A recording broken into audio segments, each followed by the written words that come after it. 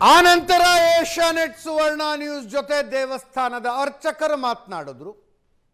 ಹೌದು, ದೇವಿಯ ಸನ್ನಿಧಿಯಲ್ಲಿ ಒಂದು ದಿನಾಂಕ ಬಂದಿದೆ. ಆ ದಿನಾಂಕವನ್ನು ಉಪಮುಖ್ಯಮಂತ್ರಿಗಳು ನಿಮಗೆ ಹೇಳಿಲ್ಲ, ಆದ್ದರಿಂದ ನನಗೂ ಹೇಳೋದಕ್ಕಾಗೋದಿಲ್ಲ ಅಂತ ಹೇಳಿದ್ರು. ಈ ಎಲ್ಲ ವಿಷಯಗಳ ಬಗ್ಗೆ ಇವತ್ತು ಚರ್ಚೆ ಮಾಡ್ತೀವಿ. ಹಲವು ಜನ ಗಣ್ಯರು ಜೊತೆಗಿರ್ತಾರೆ. ನನ್ನ ಕೊಲೆಗೆ ಪ್ರಶಾಂತ್ ನಾಥು ಇದ್ದಾರೆ. ಪ್ರಶಾಂತ್, ಕಾರ್ಯಕ್ರಮಕ್ಕೆ ಸ್ವಾಗತ. ಹಿರಿಯ ರಾಜಕೀಯ ವಿಶ್ಲೇಷಕರಾದ ಶಂಕರ್ ಶೆಟ್ಟಿ ಇದ್ದಾರೆ. ಕಾರ್ಯಕ್ರಮಕ್ಕೆ ತಮಗೂ ಕೂಡ ಸ್ವಾಗತ ಶಂಕರ್ ಶೆಟ್ಟಿ. ಎಚ್ ಎನ್ ಚಂದ್ರಶೇಖರ್ BJPಯಿಂದ, ರಾಜುಗೌಡ ಅವರು JDSನಿಂದ, ಇಬ್ಬರು ಕೂಡ ಕಾರ್ಯಕ್ರಮಕ್ಕೆ ಸ್ವಾಗತ. ಸೊ ಪ್ರಶಾಂತ್, ಕದನ ವಿರಾಮದ ವ್ಯಾಲಿಡಿಟಿ ಇದ್ದಿದ್ದೇ ಬೆಳಗಾವಿ ಅಧಿವೇಶನ ಮುಗಿಯೋ ತನಕ ಅಂತ ಅನ್ಸುತ್ತೆ ನನಗೆ. ಅದೇ ನೋಡಿ, ಹೈಕಮಾಂಡ್ ಇಬ್ಬರೂ ನಾಯಕರಿಗೂ ಫೋನ್ ಮಾಡಿ ನೀವೊಂದು ಬ್ರೇಕ್ಫಾಸ್ಟ್ ಮೀಟಿಂಗನ್ನು ಮಾಡಿ ಅಧಿವೇಶನ ಸುಸೂತ್ರವಾಗಿ ನಡೆಯುವಂತೆ ನೋಡಿಕೊಳ್ಳಿ ಅಂತಕ್ಕಂಥದ್ದನ್ನು ಹೇಳ್ತು. ಬೈ ಆ್ಯಂಡ್ ಲಾರ್ಜ್ ಕೆಲ ಡಿನ್ನರ್ ಮೀಟಿಂಗ್ಗಳು, ಹೇಳಿಕೆಗಳು ಬಿಟ್ಟರೆ ಅಧಿವೇಶನದ ಒಳಗಡೆ ಸರ್ಕಾರಕ್ಕೆ ಮುಜುಗರ ಎದುರಾಗ್ತಕ್ಕಂಥ ಯಾವ ಸನ್ನಿವೇಶಗಳು ಕೂಡ ಏನು ಉದ್ಭವ ಆಗ. ಅದೊಂದು ಲಕ್ಷ್ಮೀ ಹೆಬ್ಬಾಳ್ಕರ್ ಅವ್ರದ್ದು ಬಿಟ್ಟರೆ ಅದೇನು, ಅದು ಬಣಗಳ ರಾಜಕಾರಣದಿಂದಲೇ ಆಗಿದ್ದು ಅಂತಕ್ಕಂಥದ್ದೇನಲ್ಲ. ಅಲ್ಲ, ಅಂದರೆ ಈ ಬಣದವರು ಎದ್ದು ನಿಂತ್ಕೊಂಡ್ರು, ಆ ಬಣದವರು ಎದ್ದು ನಿಂತ್ಕೊಂಡ್ರು, ಹಂಗಾಗಲಿಲ್ಲ. ಎಸ್, ಆಯಿತು. ರಂಗನಾಥ್ ಮುಖ್ಯಮಂತ್ರಿಗಳಿಗೆ ಪ್ರಶ್ನೆ ಕೇಳಿದರು, ರಾಜಣ್ಣ ಬಗ್ಗೆ ಮಾತಾಡಿದರು, ಕೆಲ ಬೆಳವಣಿಗೆಗಳು ನಡೆದಿವೆ. ಆದರೆ ಬೈ ಆ್ಯಂಡ್ ಲಾರ್ಜ್ ಸರ್ಕಾರ ತುಂಬ ಇಕ್ಕಟ್ಟಿಗೆ ಸಿಲುಕತಕ್ಕಂಥ ಮುಜುಗರದ ಸನ್ನಿವೇಶಗಳನ್ನು ಬಣಗಳ ರಾಜಕಾರಣದಿಂದ ಏನು ಅಲ್ಲಿ ಎದುರಿಸಲಿಲ್ಲ. ಅಂದರೆ ಬ್ರೇಕ್ಫಾಸ್ಟಿನ ಗುರಿ ಉದ್ದೇಶ ಈಡೇರಿತು, ಅಷ್ಟೇ ಇತ್ತು. ಯಾಕಂದರೆ ಹೈಕಮಾಂಡ್ಗೆ ಅನಿಸಿದ್ದು, ಯಾವಾಗ ಮುಖ್ಯಮಂತ್ರಿಗಳು ಉಪಮುಖ್ಯಮಂತ್ರಿಗಳು ಟ್ವೀಟ್ ಮೂಲಕ ಮಾತಾಡಲಿಕ್ಕೆ ಆರಂಭಿಸಿದ್ರು, ಮಾತು ತಪ್ಪಬಾರದು, ಮಾತಿಗೆ ತಕ್ಕಂತೆ ನಡಿಬೇಕು ಅಂತ ಉಪಮುಖ್ಯಮಂತ್ರಿಗಳಿಗೆ ಹೇಳೋದು, ಮಾತು ಕೊಟ್ಟಿದ್ದು ರಾಜ್ಯದ ಜನತೆಗೆ ಅಂತ ಮುಖ್ಯಮಂತ್ರಿಗಳು ಹೇಳೋದು, ಇದು ಯಾವಾಗ ಶುರು ಆಯಿತೋ ಹೈಕಮಾಂಡ್ಗೆ ಅನ್ನಿಸ್ತು ನಾಳೆ ನಿಯಂತ್ರಣ ಮೀರಲ್ಲ. ಅಂದರೆ ಜಸ್ಟ್ ಇಮ್ಯಾಜಿನ್ ಮಾಡಿ, ಮುಖ್ಯಮಂತ್ರಿ ಮತ್ತು ಉಪಮುಖ್ಯಮಂತ್ರಿಗಳ ಬಣದ ಇಬ್ಬರು ಸಚಿವರು ಎದ್ದು ನಿಂತು ಸದನದ ಒಳಗಡೆ ಜಗಳ ಆಡ್ತಕ್ಕಂಥ ಪರಿಸ್ಥಿತಿ ನಿರ್ಮಾಣ ಆಗಿದ್ದರೆ ಅದು ಪ್ರಾಯಶಃ ಹೈಕಮಾಂಡ್ಗೆ ಅನಿಸಿತ್ತು ಅಲ್ಲಿವರೆಗೆ ಹೋಗಬಾರ್ದು. ಆ ಕಾರಣಕ್ಕೋಸ್ಕರ ಬ್ರೇಕ್ಫಾಸ್ಟ್ ಮೀಟಿಂಗ್ ನಡೆದಿತ್ತು. ಈಗ ಅಧಿವೇಶನ ಮುಗಿದ ನಂತರ ತಕ್ಷಣಕ್ಕಿದು ಮತ್ತೆ ಶುರು ಆಯಿತು. ನನಗನ್ಸುತ್ತೆ ಹೈಕಮಾಂಡ್ ಇಟ್ಸ್ ಹೈ ಟೈಮ್, ಅಂದರೆ ಅಧಿವೇಶನದ ಕಾರಣದಿಂದ ಹೈಕಮಾಂಡ್ ಯಾವುದೇ ಚರ್ಚೆಯನ್ನು ನಡೆಸಿರಲಿಲ್ಲ. ಆದರೆ ಇವತ್ತು ಉಪಮುಖ್ಯಮಂತ್ರಿಗಳು ಮಾತನಾಡಿರ್ತಕ್ಕಂಥ ಮಾತು ನನಗೂ ಹೈಕಮಾಂಡ್ಗೊಂದು ಒಪ್ಪಂದದ ಬಗ್ಗೆ ಮತ್ತೊಮ್ಮೆ ಅವರೇನು ನೆನಪು ಮಾಡಿಕೊಟ್ಟಿದ್ದಾರೆ. ಮತ್ತು ಸ್ವತಃ ಮುಖ್ಯಮಂತ್ರಿಗಳು ಸದನದಲ್ಲಿ 5 ವರ್ಷದ ಹೇಳಿಕೆಯನ್ನೇನು ಕೊಟ್ಟಿದ್ದಾರೆ, ನನಗದು ಅಂದರೆ ಅದನ್ನು ಹೇಳಿಸಲಾಯಿತು ಅವರಿಂದ. ಅಂದರೆ ಹೇಳುವುದಕ್ಕೆ ಅವ್ರನ್ನ ಅನಿವಾರ್ಯತೆ ವಿಪಕ್ಷಗಳು ಕೇಳಿದಾಗ ಮುಖ್ಯಮಂತ್ರಿಗಳು ಎದ್ದು ನಿಂತು ನಾನು ಇರಲ್ಲ ಅಂತ ಹೇಳೋಕ್ಕಾಗತ್ತಾ? ಹಂಗೆ ಹೇಳೋಕ್ಕಾಗಲ್ಲ. ಹೌದು, incumbent chief minister cannot say like that on the floor of the house. ಹೌದು. ಆ ಕಾರಣದಿಂದ ನನಗನ್ಸುತ್ತೆ ಉಪಮುಖ್ಯಮಂತ್ರಿಗಳ ವರಸೆಯನ್ನು ಗಮನಿಸಿದಾಗ ಅವರು ಅಧಿವೇಶನ ಮುಗಿತು, ಈಗ ಮತ್ತೊಮ್ಮೆ ಹೈಕಮಾಂಡ್ ನಮ್ಮನ್ನು ಕರೆದು ಮಾತಾಡಿಸ್ಬೇಕು ಅಂತಕ್ಕಂಥ ಬಿಗಿಪಟ್ಟನ್ನು ಹಾಕುವ ಎಲ್ಲ ಸಾಧ್ಯತೆಗಳು ಸ್ಪಷ್ಟವಾಗಿ ಕಾಣ್ತಾ ಇವೆ. ಅಟ್ಲೀಸ್ಟ್ ಈಗ ಶುರು ಮಾಡಿದರೆ ಸಂಕ್ರಾಂತಿಯ ಸಂದರ್ಭದಲ್ಲಾದರೂ ಹೈಕಮಾಂಡ್ ಕರೆದು ಮಾತಾಡಿಸ್ಬೇಕು. ಅಜಿತ್, ಈಗ ಮುಂದಿನ ತಾಕಲಾಟ ಏನು ಅಂತ ನನಗನ್ಸುತ್ತೆ ಅಂದರೆ, ನವೆಂಬರ್ 20 ಡೆಡ್ಲೈನ್ ಮುಗಿದು ಹೋಯಿತು. ಅಂದರೆ 2.5 ವರ್ಷದ ಡೆಡ್ಲೈನ್ ಏನು ಮುಖ್ಯ. DK ಶಿವಕುಮಾರ್ ಆಪ್ತರ ಬಳಿ ಹೇಳ್ತಾ ಇದ್ರು ನವೆಂಬರ್ 20-25 ನಾನು ಮುಖ್ಯಮಂತ್ರಿ ಆಗಿಬಿಡ್ತೀನಿ ಅಂತ. ಅದು ಸಾಧ್ಯ ಆಗಲ್ಲ ಅನ್ನೋದು ಸ್ಪಷ್ಟ ಆಯಿತು. ಹೌದು. ಬ್ರೇಕ್ಫಾಸ್ಟ್ ಮೀಟಿಂಗ್ ನಡೆದ ಕಾಂಟರ್ಸನ್ನು ನೀವು ಗಮನಿಸಿದರೆ ಸಿದ್ದರಾಮಯ್ಯನವ್ರಿಗೂ 5 ವರ್ಷ ಹೈಕಮಾಂಡ್ ಇರ್ಲಿಕ್ಕೆ ಬಿಡುತ್ತಾ ಇಲ್ವಾ ಅಂತಕ್ಕಂಥ ಅದು ಸಾಧ್ಯತೆ ಕಡಿಮೆ ಅಂತಕ್ಕಂಥದ್ದು ಕೂಡ ಸ್ಪಷ್ಟ ಆಯಿತು. ಈಗ ಮುಂದಿನ ಗಲಾಟೆ ಜಗಳ ಅಥವಾ ಮುಂದಿನ ರಗಳೆ ಏನಿರಬಹುದು ಅಂತ ನನಗನ್ಸುತ್ತೆ ಅಂದರೆ, ಸಂಕ್ರಾಂತಿ ಅಂತ DK ಶಿವಕುಮಾರ್ ಪಟ್ಟು ಹಿಡಿಯುವಂತೆ ಕಾಣ್ತಿದೆ. ಇವತ್ತು ಜಗದೀಶ್ವರಿ ಟೆಂಪಲ್ನ ಹೊರಗಡೆ ಬಂದು ಅವರ ಬಾಡಿ ಲ್ಯಾಂಗ್ವೇಜ್ ಮತ್ತು ಅವರ ಮಾತನ್ನು ಗಮನಿಸಿದಾಗ ಅವರು ಸಂಕ್ರಾಂತಿಯನ್ನು ಪಟ್ಟು ಹಿಡಿಯುವ ಲಕ್ಷಣಗಳು ಕಾಣ್ತಾ ಇವೆ. ಮುಖ್ಯಮಂತ್ರಿಗಳ ಮಾತು, ವರಸೆ, ಮುಖ್ಯಮಂತ್ರಿಗಳ ಆಪ್ತರ ಮಾತನ್ನು ಗಮನಿಸಿದ್ರೆ ಅವರು ಮುಂದಿನ ಬಜೆಟನ್ನು ಬಗ್ಗೆ ಬಹಳ ಸೀರಿಯಸ್ಲಿ ಯೋಚನೆ ಮಾಡ್ತಿದ್ದಾರೆ.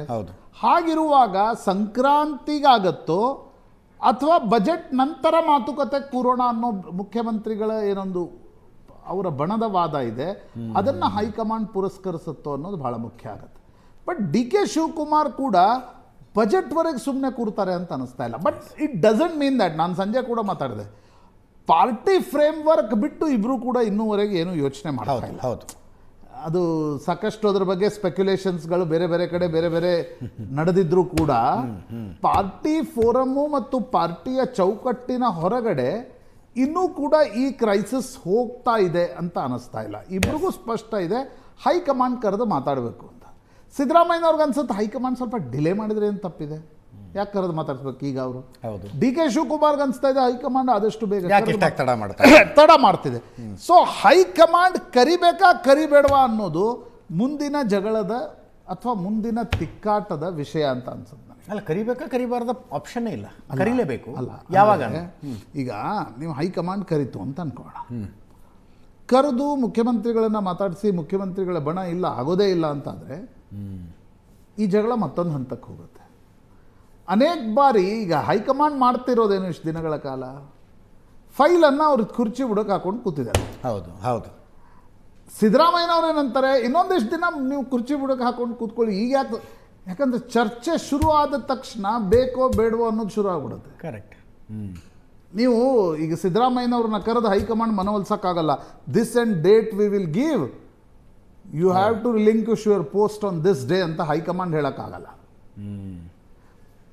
ಹೈಕಮಾಂಡ್ ಕೂಡ ಅವರ ಮನಸ್ಸಿನಲ್ಲಿ ಏನಿದೆ ಅನ್ನೋದು ಸ್ಪಷ್ಟ ಆಗ್ತಾ ಇಲ್ಲ. ಇಲ್ಲಿಯವರೆಗೆ ಹೈಕಮಾಂಡಿಂದ ಬರ್ತಾ ಇರೋ ಕೋಟ್ ಅನ್ಕೋಟ್ ಏನು, we need A smooth transition.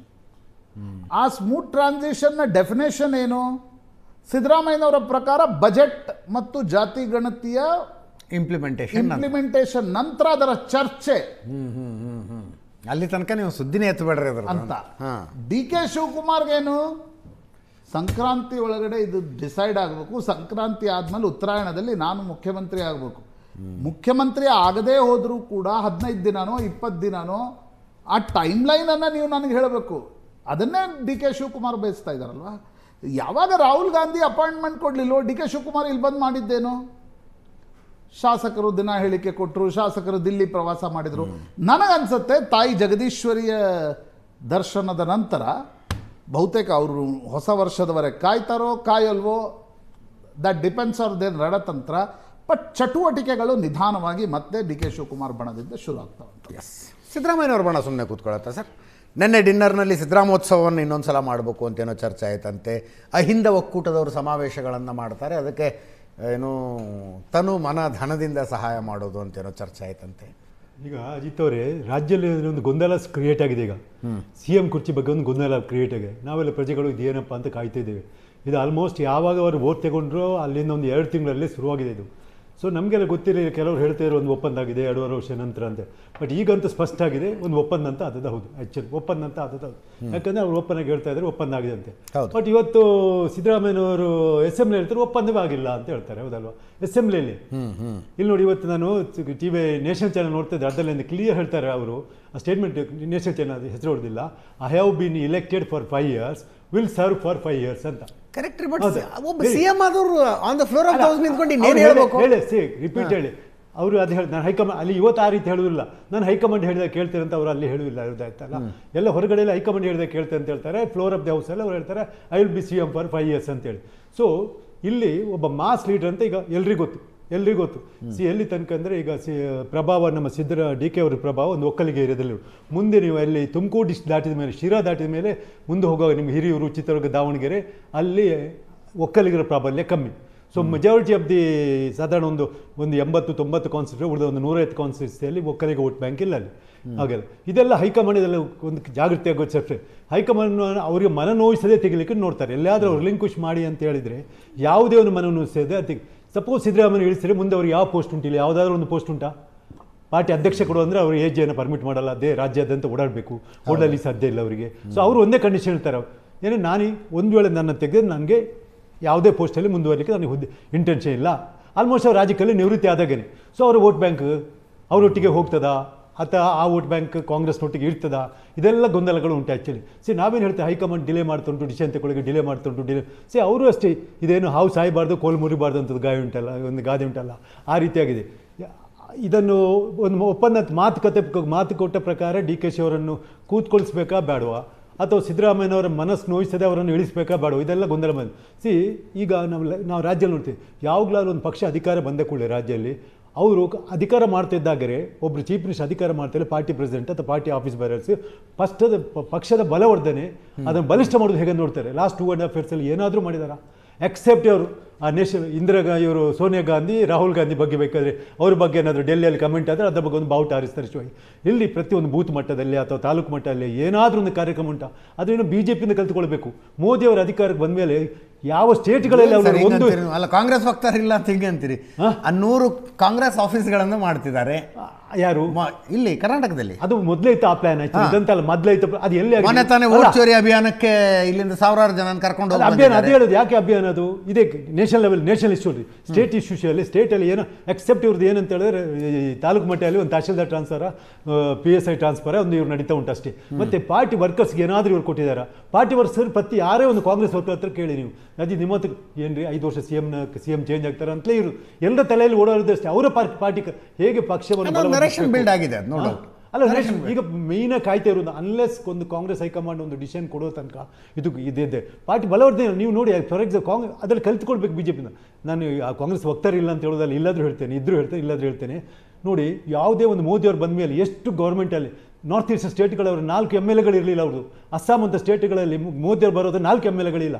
2 time ಪವರಿಗೆ ಬಂದು ತ್ರಿಪುರದಲ್ಲಿ 1 MLA ಇರಲಿಲ್ಲ, 2 ಟೈಮ್ ಪವರ್ ಬಂದು.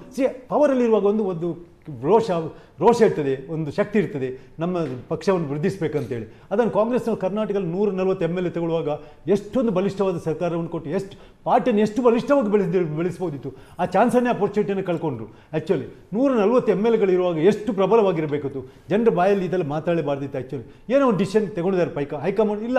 ನೋಡಿ ಕೆಲವು ಸಹ ಬಾರಿ ಒಂದು ಇದು ನನಗೆ ಇದನ್ನು ಅನಿಸೋದು ಶಿವರಾಮ್ ಕಾರಂತ ಡಾಕ್ಟರ್ ಶಿವರಾಮ್ 1977 ಒಂದು ಸ್ಟೇಟ್ಮೆಂಟ್ ಕೊಟ್ಟಿದ್ರು ಯಾರು ಎಮರ್ಜೆನ್ಸಿ ಇದ್ದೊಳಗೆ. ಆಗ ಗೊತ್ತಿರ್ಬೋದು ನೀವು 25 ಜೂನ್ 1975 ಎಮರ್ಜ್ಮೆಂಟ್ಸ್ ಇಂಪ್ಲಿಮೆಂಟ್ ಆಗ್ತದೆ. ಮಾರ್ಚ್ 21 1970 ಎಮರ್ಜ್ಮೆಂಟ್ ಲಿಫ್ಟ್ ಆಗ್ತದೆ. ಎಮರ್ಜ್ಮೆಂಟ್ಸ್ ಲಿಫ್ಟ್ ಆಗುವಂಥ ಮೊದಲೇ ಲಿಫ್ಟ್ ಆಗೋದು ಇಂದಿರಾ ಗಾಂಧಿಯವರೇ ಇಂಪ್ಲಿಮೆಂಟ್ ಮಾಡಿದವರು, ಲಿಫ್ಟ್ ಮಾಡಿದವರು ಇಂದಿರಾ ಗಾಂಧಿಯವರೇ. ಅಲ್ಲಿ ಇಲೆಕ್ಷನ್ ವೋಟ್ ಪೂರ ಕೌಂಟಿಂಗ್ ಆಗಿಲ್ಲ, ಇಲೆಕ್ಷನ್ ಕೌಂಟಿಂಗ್ ಆಗ್ತಾರೆ, ಅವ್ರು ಸೋತರು. ಇನ್ನು ತನ್ನ ಪಕ್ಷ ಮೆಜಾರಿಟಿ ಕಳ್ಕೊಡ್ತಾ ಇರುವಾಗ ಇಮಿಡಿಯೇಟ್ ಕ್ಯಾಬಿನೆಟ್ ಡಿಸಿಷನ್ ತಗೊಂಡು ಎಮರ್ಜೆನ್ಸಿ ಲಿಫ್ಟ್ ಮಾಡಿಬಿಟ್ಟು. ಆಗ ಅವರು ನಮ್ಮ ಹೆಡ್ಲೈನ್ಸಲ್ಲಿ ಈಗಲೂ ನೆನಪುಟ್ಟು ಉದಯವಾಣಿಯಲ್ಲಿ ಬಂದ ಹೆಡ್ಲೈನ್ ಶಿವರಾಮ್ ಕಾರಂತ್ ಸ್ಟೇಟ್ಮೆಂಟ್ಗಳು ಯಾರು ಕೊಳ್ಕು ಮಾಡಿದ್ದಾರೆ ಅವರೇ ಸ್ವಚ್ಛ ಮಾಡಿ ಹೋದರು ಅಂತ. ಅಂದರೆ ಯಾರು ಇದು ಮಾಡಿಕೊಂಡು ಹೋದ್ರ ಅದು ದೇಶದಲ್ಲಿ ಬಹುಶಃ ನನ್ನ ಕಾಲಿಂದ 78 ವರ್ಷದ ಸ್ವತಂತ್ರ ಭಾರತದಲ್ಲಿ ಅತ್ಯಂತ ಕೆಟ್ಟ ಡಿಸಿಷನ್ ತಗೊಂಡು ಅಂದರೆ ಎಮರ್ಜೆನ್ಸಿ ಹೌದಲ್ಲಬಹುದು. ಅದೇ ರೀತಿ ಅತ್ಯಂತ ಒಳ್ಳೆ ಡಿಸಿಷನ್ ತಗೊಂಡಿದ್ದೆ ಕಾಂಗ್ರೆಸ್ ಗೌರ್ಮೆಂಟ್ ಮನಮೋಹನ್ ಸಿಂಗ್ ಅವರದ್ದು ಆಹಾರ ಭದ್ರತೆ ಸ್ಕೀಮ್. ಅಲ್ಲಿ ಎಲ್ಲಿ ಹೇಳ್ತೇನೆ ಫುಡ್ ಸೆಕ್ಯೂರಿಟಿ. ನಾವೆಲ್ಲ ನೋಡಿದ್ರೆ ಎಷ್ಟೋ ಜನ ಹಳ್ಳಿಗಳಲ್ಲಿ ಹೊಟ್ಟೆ ರಾತ್ರಿಯಲ್ಲಿ ಹಸುವೆಯನ್ನು ತಾಳಲಾರ್ದು ಮಲಗ್ತಿದ್ರು. ಅದೊಂದು ಈ ಫೈಟ್ ನೆಕ್ಸ್ಟ್ ಯಾವ ಟರ್ನ್ ತಗೊಳುತ್ತೆ ಅಂತ ಇದು ಟರ್ನ್ ನನ್ನ ಲೆಕ್ಕಲ್ಲಿ ಸಾಲ್ವ್ ಆಗಿದೆ. ಇವತ್ತಿನ ಸಿದ್ದರಾಮಯ್ಯನ ಒಪ್ಪಂದ ಪ್ರಕಾರ ಬಿಟ್ಕೊಡ್ತೇನಪ್ಪ ಹೇಳಿದ್ರು ಕೂಡ ಅವರ ಫಾಲೋವರ್ಸ್ ಬಿಡುವುದೇ ಇಲ್ಲ. ಅವರು ಸಾರ್ ಇಳಿಬೇಡಿ ಅಂತ. ಯಾವಾಗ ಇದು ಕ್ವಶನ್ ನೆಕ್ಸ್ಟ್ ಲೀಡರ್ಶಿಪ್ ಎರೇಸ್ ಇದ್ದ ಸೀಟ್ ಕಾಲೇದ ಅವ್ರು ರಿಸಿಗ್ನೇಷನ್ ಕೊಟ್ಟೆ ಕೂಡಲೇ ಖಾಲಿ ಆಗೋದು. ರಿಸಿಗ್ನೇಷನ್ ಕೊಡೋದಕ್ಕೆ ಕ್ರಮ ಬನ್ನಿ ನೀವು ನಮ್ಮ ಕರ್ನಾಟಕ ಸ್ಥಾನ ಕೊಡಿಸ್ಕೊಳ್ಳುವ. ಯಾವಾಗ ರಿಸಿಗ್ನೇಷನ್ ಕೊಡ್ತಾರೆ ಒಂದೇ ಹೈಕಮಾಂಡ್ ನೀವು ರಿಸಿಗ್ನೇಷನ್ ಕೊಡಪ್ಪ ಅಂತ ಹೇಳೋ ಕೇಳ್ತಾರೆ. ಅದು ಇಲ್ಲಾಂದರೆ ಮೆಜಾರಿಟಿ ಕಳ್ಕೊಂಡಾಗ ಅಥವಾ ಅವಿಶ್ವಾಸ ಮನ್ನಣೆ ತಂದು ಅಸೆಂಬ್ಲಿ ತಂದಾಗ ಇದು ಪ್ರತಿಯೊಂದು ಹೊಸ ಲೀಡರ್ ಎಲೆಕ್ಟ್ ಆಗ್ತದೆ. ಇದು ನಮ್ಮ ಹಿಸ್ಟ್ರಿ ತಗೊಳ್ಳಿ. ರಾಮಕೃಷ್ಣ ಅವರು ಹೆಗ್ಡೆ ರಿಸಿಗ್ನೇಷನ್ ಕೊಟ್ಟರು. ಆಗ ಹೊಸ ಲೀಡರ್ ಅವ್ರು ಕೊಟ್ಟು ಈಗ DK ಶಿವಕುಮಾರ್ ಫಾಲೋವರ್ ದಿನ ಬೆಳಗಾದರೆ ಒಂದೊಂದು ಸ್ಟೇಟ್ಮೆಂಟ್ ಕೊಡೋಕ್ಕೆ ಶುರು ಮಾಡಿದರೆ, ದಿಲ್ಲಿಗೆ ಎಡ್ತಾಕಕ್ಕೆ ಶುರು ಮಾಡಿದ್ರೆ ರಾಜ್ಯದಲ್ಲಿ ಅದು ಬಿಟ್ಟು ಇನ್ನೇನು ಚರ್ಚೆ ಇರೋದಿಲ್ಲ. ಕೌಂಟರ್ ಆಗಬೇಕಲ್ಲ ಸಿದ್ದರಾಮಯ್ಯ ಅವ್ರ ಕಡೆಯಿಂದ. ಕೌಂಟರ್ ಅಂತ ಈಗ ಸುಮ್ಮನಿದ್ದಾರೆ. ಅವ್ರು ಹೇಳ್ತಾರೆ ನೋಡಿ ಹೈಕಮಾಂಡ್ ನನ್ನ ಪರವಿದೆ ಅಂತ ನಾನು ಭಾವಿಸ್ತೇನೆ ಅಂತ ಹೇಳಿದ್ದಾರೆ ಇವತ್ತು. ಸೊ ಅವ್ರಿಗೆ ಒಂದು ಸಿಗ್ನಲ್ ಇರ್ಬೋದು ನಿಮ್ಮನ್ನು ತೆಗೆದಿಲ್ಲ ಅಂತ ಹೇಳ್ಬೋದು. ಅಥವಾ DK ಶಿವಕುಮಾರ್ಗೆ ಒಂದು ಸಿಗ್ನಲ್ ಇಲ್ಲ ನಿಮ್ಮನ್ನು ಸೂಕ್ತ ಸಂದರ್ಭದಲ್ಲಿ ಸೂಕ್ತ ಸಮಯದಲ್ಲಿ ನಿಮ್ಮನ್ನು ಮಾಡ್ತೇವೆ ಅಂತ ಇರ್ಬೋದು. ಸೊ ವೆಯ್ಟ್ ಮಾಡಿ ಅಂತ ಈಗ ಅವ್ರಿಗೆ ಪ್ರಶ್ನೆ ವೆಯ್ಟ್ ಮಾಡಿ ಅಂತ. ಸೊ ಇಬ್ಬರ ಮನವೊಲಿಕೆ ಮಾಡಿ ನಿಮ್ಮೊಳಗೇನೆ ಒಂದು ಅಗ್ರಿಮೆಂಟ್ ಬನ್ನಿಯಪ್ಪ ಅಂತ ಒಂದು ಬಿಟ್ಟಿರ್ಬೇಕು. ಮೊನ್ನೆ ಅವರ ಬ್ರೇಕ್ಫಾಸ್ಟ್ ಮೀಟಿಂಗಲ್ಲಿ ಇವ್ರ ಅಗ್ರಿಮೆಂಟ್ ಬಂದಿರಲಿಲ್ಲ ಇವರು ಮೋಸ್ಟ್ಲಿ. ಸೊ ಇನ್ನು ದಿನ ನೀವು ಹೇಳ್ತೀರಿ ಇದು ಈಗಲೇ ಬಿಟ್ಟು ಸಂಕ್ರಾಂತಿ ಅಂತ ಹೇಳ್ತಾ ಇದ್ದಾರೆ ಕೆಲವು ವಿಮರ್ಶೆ ಮಾಡಿ. ಸಂಕ್ರಾಂತಿ ಒಳಗೆ ಬಿಟ್ಟು ಕೊಡೋ ಚಾನ್ಸಸ್ ಖಂಡಿತವಾಗಿ ಕಾಣಲ್ಲ ನನಗೆ ಈಗಿನ ಲಕ್ಷಣಗಳನ್ನು ಕಂಡ್ರೆ. ಎಲ್ಲ ಬಜೆಟ್ ಮೊದಲು ಅವರು ಬಿಡುವುದೇ ಇಲ್ಲ. ಯಾಕಂದ್ರೆ ಅವರೊಂದು ಓಪನ್ ಕೆಲಸದಲ್ಲಿ ಹೇಳಿದ್ದಾರೆ ನಾನು ಮುಂದಿನ ಬಜೆಟ್ ನಾನೇ ಸಬ್ಮಿಟ್ ಮಾಡ್ತೇನೆ ಅಂತ ಹೇಳಿ. ಸೊ ಬಜೆಟ್ DK ಶಿವಕುಮಾರ್ ಅವ್ರು ಕೇಳೋದಿಲ್ವಾ ಸಿದ್ದರಾಮಯ್ಯನವರ ಬಜೆಟ್ ಅನ್ನು ಇಂಪ್ಲಿಮೆಂಟ್ ಮಾಡೋದಕ್ಕೆ ನಾನೇ CM ಆಗಬೇಕು, ನಾನು ಬಜೆಟ್ ನಾನು ಮಾಡ್ತೀನಿ ಅಲ್ಲಿ ಯಾರು ಹೇಳ್ತಾರೆ ಅವರು? ದಿಲ್ಲಿ ವರಿಷ್ಠರ ಹತ್ರ. ಅದಕ್ಕೆ ಅಯ್ಯಪ್ಪ ಅವರು ಕಾಂಗ್ರೆಸ್ನವರು ಇವರು ಅದಕ್ಕೆ ಉತ್ತರ ಡೆಲಿವರಿಗೆ ಕಷ್ಟ ಇಲ್ಲ. ಅದು ಅವರು ನಿಮ್ಮವರೇ, ನೀವು ನಮ್ಮನ್ನ, ಅವರು ನಮ್ಮವರೇ ಕಾಂಗ್ರೆಸ್ನವರೇ. ಕರ್ನಾಟಕ ಗೌರ್ಮೆಂಟ್ ಇದು ಇಂಪ್ಲಿಮೆಂಟ್ ಅದನ್ನು ಅವರು ಭಾಷಣ ಕೊಟ್ಟು ಹೋದರೆ ಅದನ್ನು ಇಂಪ್ಲಿಮೆಂಟ್ ಮಾಡೋದು ನೆಕ್ಸ್ಟ್ ಎಷ್ಟೋ ಸಲ ಆಗಿದ್ದಾರೆ. ಎಷ್ಟೋ ಸಲ ಆಗಿದೆ. ಬೊಮ್ಮಾಯಿ ಅವ್ರು ಇನ್ನೆಲ್ಲ ಹರ್ತಾಯ್ತಾ ನಿಮಗೆ? ಈ ಬೊಮ್ಮಾಯಿ ಅವರು ಸಿದ್ದರಾಮಯ್ಯನವರು ಇದನ್ನು ಮಾಡಲಿಲ್ವಾ? ಅಥವಾ ಸದಾನಂದ ಗೌಡರು ಚಂದ್ರಶೇಖರ್ ಸದಾನಂದ ಗೌಡರು ಅದನ್ನು ಜಗದೀಶ್ ಶೆಟ್ಟರು ಮಾಡಿಲ್ವಾ?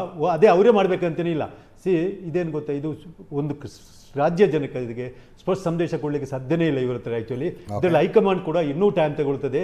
ಇವರು ಖಂಡಿತವಾಗಿ ಮತ್ತೇನು ಗೊತ್ತಾ, ಇದರಲ್ಲಿ ಈಗ ಇವರನ್ನು ಸಿದ್ದು ಅವರನ್ನು ನಿಲ್ಲಿಸಿ ಅವ್ರಿಗೆ ಯಾವ ಪೋಸ್ಟ್ ಕೊಡ್ತಾರೆ ಅದು ಇಂಪಾರ್ಟೆಂಟ್. ಅವರು ನ್ಯೂಟ್ರಲ್ ಆಗಿಬಿಟ್ರೆ ನಾನು ಇಲ್ಲಪ್ಪ ರಾಜಕೀಯದಿಂದ ರಿಟೈರ್ಡ್ ಆಗ್ತಾರೆ ಅಂತ ಹೇಳಿದರೆ ಏನಾಯಿತು ಕಾಂಗ್ರೆಸ್ ಇದು ಅವ್ರ ವೋಟ್ ಬ್ಯಾಂಕ್ಗೆ ದೊಡ್ಡ ಹೊಡೆತ ಬಿಡಲ್ವಾ, ಇದೆಲ್ಲ ಉಂಟು. ಇವ್ರ ಹತ್ರ ಇರುವ ಪ್ಲಸ್ ಪಾಯಿಂಟ್ ಅಂದರೆ ಒಪ್ಪಂದ ಮಾತ್ರ ಒಂದು ಕ್ಲಿಯರಾಗಿ ಬರುವ ನಾವು ಡಿ ಕೆ ಶಿವಕುಮಾರ್ ಹತ್ರ ಇರುವ ಪ್ಲಸ್ ಪಾಯಿಂಟ್ ಒಂದು ಒಪ್ಪಂದ ಆಗಿದೆ, ಅದರ ಪ್ರಕಾರ ಬಿಟ್ಟು ಕೊಡಿ ಅಂತ. ಸಿದ್ದರಾಮಯ್ಯ ಅಂತ ಕೆಲವಾರು ಪ್ಲಸ್ ಪಾಯಿಂಟ್ಗಳು ಉಂಟು ಆ್ಯಕ್ಚುಲಿ. ಸೊ ಇದನ್ನು ಸಾಲ್ಯೂಷನ್ ಮಾಡಲಿಕ್ಕೆ ಒಂದಲ್ಲ ಒಂದು ಸಾಲ್ವ್ ಮಾಡಲೇಬೇಕು. ಎಸ್ಸಪ್ಪ ಇಲ್ಲ ಈಗ ನಮ್ಮ ಪಬ್ಲಿಕ್ ಡೊಮೇನ್ ಫಸ್ಟ್ ಆ ದಿನ ಸ್ಟೇಟ್ಮೆಂಟ್ ಕೊಟ್ಟಿದ್ದಾರೆ ವೇಣುಗೋಪಾಲ್, ಸಿದ್ದರಾಮಯ್ಯವ್ರನ್ನು ಸಿಲೆಕ್ಟ್ ಅಂತ ಹೇಳೋಕೆ ಬಂದ ಪರ್ಸಲ್ಲಿ ಪಬ್ಲಿಕ್ ಸ್ಟೇಟ್ಮೆಂಟ್ ಸಿದ್ದರಾಮಯ್ಯನವರು ಮುಂದಿನ ಸಿ ಎಂ ಕರ್ನಾಟಕದ್ದು, ಡೆಪ್ಯೂಟಿ ಓನ್ಲಿ DCM ಶಿವಕುಮಾರ್, ಮತ್ತೆ ನೆಕ್ಸ್ಟ್ ಪಾರ್ಲಿಮೆಂಟ್ ಇಲೆಕ್ಷನ್ ಆಗೋ ತನಕ ಇವರೇ ಪಾರ್ಟಿ ಪ್ರೆಸಿಡೆಂಟ್ ಕಂಟಿನ್ಯೂ ಆಗ್ತಾರೆ ಅಂತ. ಪಾರ್ಟಿ ಪ್ರೆಸಿಡೆಂಟ್ ಲೋಕಸಭಾ ಇಲೆಕ್ಷನ್ ಆಗೋ ತನಕ ಲೋಕಸಭಾ ಎಲೆಕ್ಷನ್ ಆಯ್ತು, ಪಾರ್ಟಿ ಪ್ರೆಸಿಡೆಂಟ್ ತೆಗೆದಿಲ್ಲ. ಹೌದು, ಅಲ್ಲಿ ಓಪನ್ ಆಗಿ ಏನು ಇಟ್ಟಿದ್ದಾರೆ ಅದನ್ನೇ ಮಾಡ್ಲಿಕ್ಕಾಗಿಲ್ಲ. ಇನ್ನು ಯಾವ್ದು ಒಳಗೆ ಒಪ್ಪಂದ ಆಗಿದೆ ಅದನ್ನೇ ಯಾವ ರೀತಿ ಇಂಪ್ಲಿಮೆಂಟ್ ಮಾಡ್ತಾರೆ ಇವರು.